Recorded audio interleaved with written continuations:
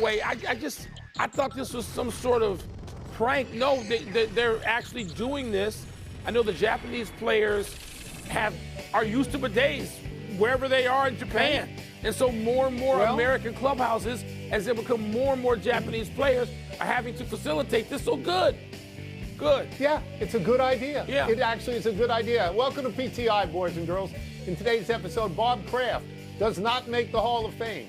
The Grizzlies trade Jaren Jackson Jr. and Jeff Saturday joins us for 5 good minutes. But we begin today with the news that 41-year-old skier Lindsey Vonn has indeed, quote, completely ruptured, unquote, her ACL. You would think that would keep her out of the upcoming Winter Olympics, and you would be wrong. Vonn, who was in the middle of a brilliant comeback after 6 years of retirement, plans to ski anyway in this Sunday's downhill. She said, quote, it feels stable, it feels strong, I will do everything in my power to be in the starting gate, unquote. Wilbon, Lindsey Vonn's was a hugely compelling story before this injury. What is it now? An inspirational story. I mean, there just aren't that many people who would want to try this, much less be able to try this in the Olympics. I mean, when I hear of that injury, Tony, and then a willingness and a courage to play through it, I think of Reggie White. I'm sure there's a few people in various sports over a long period of time, particularly back 60, 70 years ago, when you didn't have the ability to deal with a wrecked knee as you do now and come back in a year. People just had to play or go away, retire. I think of Reggie White. But then when I heard this about Lindsey Vonn, I'm just like, yeah. I mean, this seems to be who she is. The good knee is titanium. So what are we talking about? Yeah. She just seems to be, I'm going to say this, and maybe I'm going to say it anyway. She's a badass. Lindsey Vonn. Who's cooler than Lindsey Vonn? I can't wait to see this if she's out there. If she's not, God bless. If she is, can't wait to see it. Okay. So my feelings are similar to yours. If the question is, what is her story now? Her story is now a movie. It's a blockbuster comic book movie. If she skis, she doesn't have to win. If she skis, it's going to be the biggest story in the Winter Olympics. The only Winter Olympic story that I remember being bigger than this was in Lillehammer with Tanya Harding and Nancy Kerrigan. I was there. I wrote about that every day for 2 weeks. If she skis in this, she's on that level. The slight difference is the downhill is actually this Sunday, Super Bowl Sunday, where with this figure skating, which came at the end of the Winter Olympics, there was a 2-week buildup for it. I feel like you do. How could you not root for Lindsey Vonn at this point? Especially since where they're going to compete on that course in Cortina, she has won 12 times, which is a World Cup record. Yeah. And to your other point, downhill skiers are crazy as loons, and you cannot take your eyes off them. Remember Franz Klammer? Remember when he flew off the mountain? Off the mountain. Yeah. So, yes, I mean, I'd watch. It's breathtaking. I will watch. Tony, the Super Bowl thing is amazing. Look, so in this country, her home country, that's the only place where you won't be the #1 attraction for eyeballs and television, because the rest of the world ain't caring about the Super Bowl, no matter what the NFL and all its sycophants wants to tell you. They'll be watching Lindsey Vonn. Let's move to the report. The Patriots owner, Bob Kraft, will join Bill Belichick in not being inducted in the Pro Football Hall of Fame this coming August. Like Belichick, Kraft reportedly did not receive the 40 votes necessary from the 50 Hall of Fame voters. The Patriots have won all 6 of the Super Bowls under Kraft, of course. Tone, what do you make of this? So when I first heard this, my initial reaction was to think that it was somehow conspiratorial, that voters, when they realized that Bill Belichick didn't get in, they knocked Kraft out so that they could stay on the same level. And I said, what are you talking about? This vote was weeks ago. Yes. Nobody knew when they voted that Bill Belichick was not going to get in. So what I think we have is this incredibly weird coincidence that 2 of the big 3 of the Patriots now, the coach and the owner of the team with the most Super Bowls in NFL history, they are not in the Hall of Fame. It got me to thinking, are they going to keep Tom Brady out when he becomes eligible? They're going to knock him out for a year as well. I mean, I find it's just, what are my notes? I said that it was just so odd. You've talked about this. I know your feelings about this, the voting, that you can only vote for 3 out of 5. And a lot of people want to vote for players who they think are wronged by not being in at this time. So I think it's maybe overblown what we're talking about, but I think it's very good for TV. It's just easy to talk I hadn't thought of that, Tone. Look, I know how this works. And the more people I listen to on television, I know 95% of them don't know how it works. And I don't even know how it works because I've been gone from that room too long and they've changed the voting, the system. But this system seems as screwed up as the one I was in the room under for 10 years. And that system, like this one, that system sometimes forced you to keep alive the eligibility of someone you thought was worthy. And the only way you could do that was to not vote for someone you also knew was worthy you could vote for next year. That's it. Yeah. That's the deal. Yeah. And people don't understand it. Players don't. Talking heads on television don't. And so now it's changed slightly, like you mentioned, the people who were involved in the Kraft Belichick. So, Tony, you know what? I'm annoyed with the whole thing. The Hall should be embarrassed. They should change the voting. Change it, damn it. Just change it. If this doesn't embarrass you, what does? I had no idea that Roger Craig wasn't in the Hall of Fame. I had no idea. Of course I would have voted for Roger Craig. Of course, yes. I would have voted for L.C. Greenwood, and I would have voted for Bill Belichick, because I think that Halls of Fame, you vote players and managers and coaches in ahead of owners. There's some great owners who are in the Hall of Fame, but I would have gone the other way. And you know what, Mike? I just assumed that the three of them, that Brady and Belichick and Kraft, are going to get statues outside the stadium in Foxborough. I just assumed they'd do that anyway. We move on. The NBA trade deadline is 2 days away, but we've already got deals to discuss. Wilbon, your Bulls sent center Nikola Vucevic to the Celtics for guard Anthony Simons. The Grizzlies sent Jaren Jackson Jr., who I know you love, and spare parts to the Jazz for a package of 4 players and 3 first-rounders. But more intriguing to me is the ESPN report that the Clippers and their star guard James Harden are working to find a deal before the deadline. So, Wilbon, you go. Where do you want to start? Tony, I guess I'll start with this. None of this stuff is going to make much of a difference on the season. These aren't impact trades. They just aren't. People can go crazy. They can scream and holler about the deadline's coming. It doesn't mean a damn thing. They just aren't players.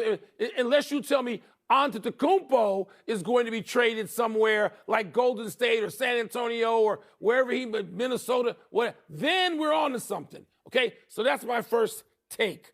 I'm like you. I like Vooch going to the Celtics. Good for him. I don't like giving him up for the Bulls, but they need to do something.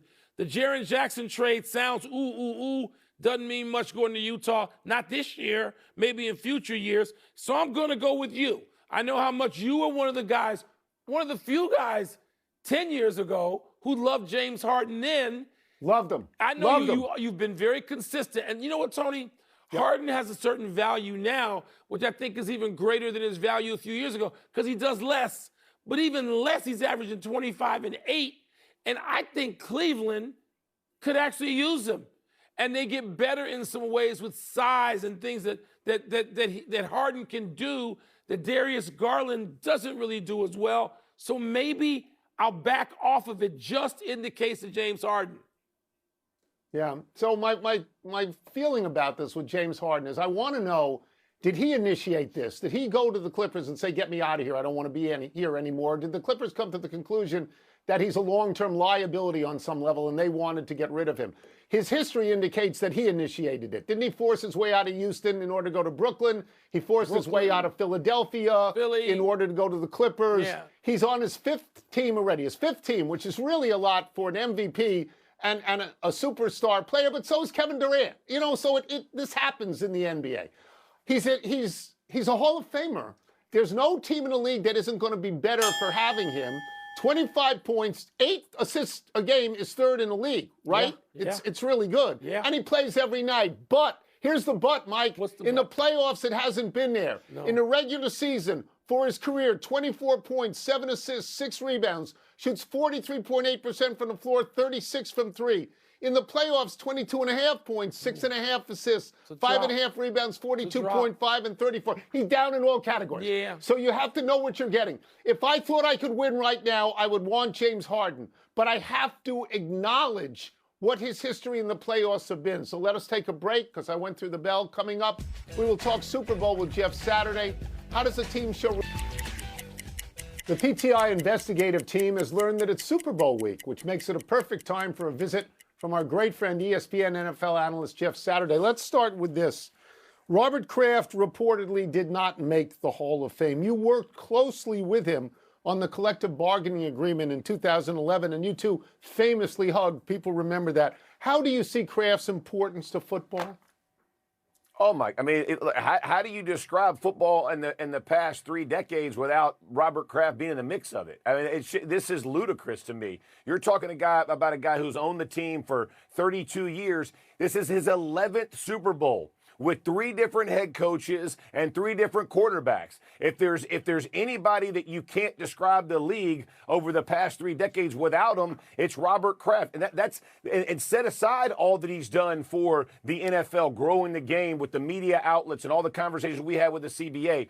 Just as an owner, strict owner, he's been by far the most dominant. How he did not get in, it baffles me. Again, this is another black eye to the Hall of Fame. Bill not going in, first ballot, and now Robert Kraft. It's embarrassing. And the worst part for me, fellas, is this. When the guys do get announced on Thursday or whatever day they finally get announced, the things we're all going to talk about is the 2 who didn't get in. And that's not the way it should be. Our game should be defined by the guys who can get rubber stamped first, and those 2 guys should have. It's disappointing to me. Point well made, Jeff. Let's go to the game, and we'll stay with the Patriots. So I'm going to ask you about defensive tackle Milton Williams, who had 8 pressures against the Broncos. So what's Seattle? That game film didn't get thrown away. They know exactly what he did. What the heck are they preparing to do this week? Oh, you better buckle that chin strap. I mean, you listen, here's the issue, too, for the Seahawks in the internal part with Bradford, Anthony Bradford, their guard. The movement, right? The movement, the head shakes, the movement, the setting up your moves kind of gets Bradford kind of off his market point at times. And that Milton Williams is going to come at you. And the one thing I will tell you about Mike Vrabel, coach football teams, if they can't get home with 4, they're going to bring extras. They're going to move Sam Darnold off his spot. And if you think about the way the Rams played them in the championship game, you're rushing 4, you're going to kind of play coverage behind it. The Patriots aren't going to do that. They trust their corners. Milton Williams is going to be a circle for that offensive line. Make sure that internal presence gives somewhere for Darnold to step up, not get pressured. It's going to be a heck of a matchup. I'm fired up to watch that one. I want to tap into your personal feelings and memories about the Super Bowl for a second, Jeff. You, of course, crushed my hopes when you beat the Bears in the Super Bowl. But that game starts off, and here's where I want to go to ask you about recovery. Devin Hester takes the opening kick. I watched it again the other night because they're just talking about you can't kick to Devin Hester. You can't. Boom, and he breaks it, and he starts the game in that manner. Were you back on your heels? Did you chuckle? What do you remember about that historic moment? Okay, you're going to love this, and I know you being a Bears fan. So we talked about it as a team. Tony, he stood up in front of the room. We're going to kick it to him. We're not afraid of anybody, right? We're going to play aggressive. We're going to kick the ball deep. We're going to let them return. Our special teams are going to rally. We're going to do this thing. Rain is pouring, right? Ball gets kicked, flashes, all that kind of stuff. You're seeing him. You see him catch it, and Peyton and I are standing side by side, and you watch him break the first tackle. You watch guys miss, and he's housing it. And I remember looking over and I was like, well, God, I hope we don't kick it to him again because he'll keep hanging them on us. You know what I mean? And that was really, and we were like, boys, it's time to strap it up and go to work. Like, we totally knew that was their best chance to beat us. It was that special teams group, and he was so lethal, and he starts it off that way. But anytime you have something happen to you that early in the game, that's the beginning of a fourth quarter, or even what happened to us against the Saints with the onside kick in the beginning of the second half. It wasn't quite as deflating because we hadn't even touched the field yet. So, but it still was a gut punch. But thankfully, Tony realized Hester's not going to be part of this game plan the rest of the game. We're going to avoid him at all costs. Blame that one on Dungy. Story. That's what I always say. Tony. I love that. That is a great story. All right, we'll get you out of here on this as long as we're going to talk about the game. How do you see it right now? Which way are you leaning right now and why?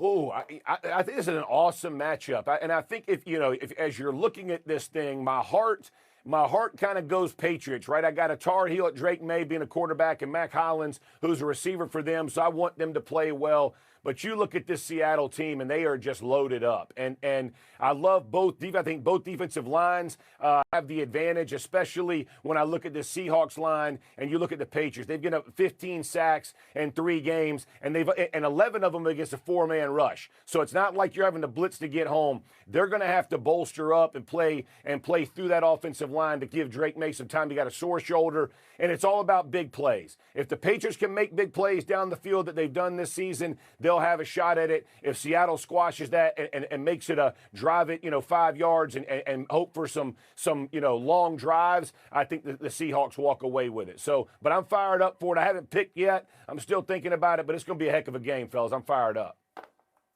Jeff, thank you Jeff, as thank always. you, man. Thanks all year. Much Thank you, appreciated.